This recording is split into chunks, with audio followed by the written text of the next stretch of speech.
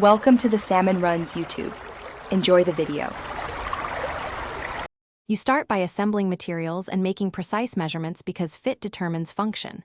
Once you have a melamine sponge and an empty Matchbox tray, measure the tray width, length, and depth. Mark the sponge so it sits with about 0.5 to 1 millimeter clearance. Now cut the sponge slightly oversized so you can trim for a snug fit. Make sure to clean the tray interior.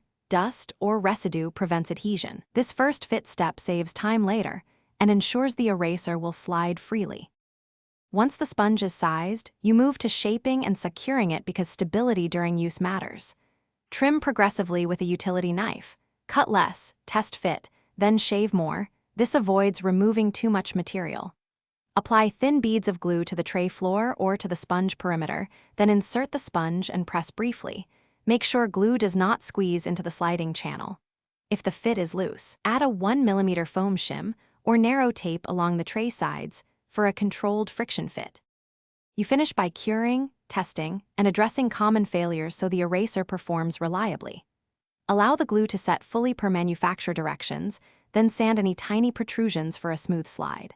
Once cured, moisten the sponge lightly. Too wet reduces lifespan, and test erasing motion by sliding the tray in the outer sleeve while applying gentle pressure.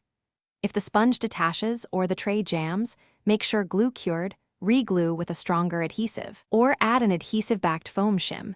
This fixes looseness without altering ergonomics. Thanks for watching. Consider subscribing if we helped you.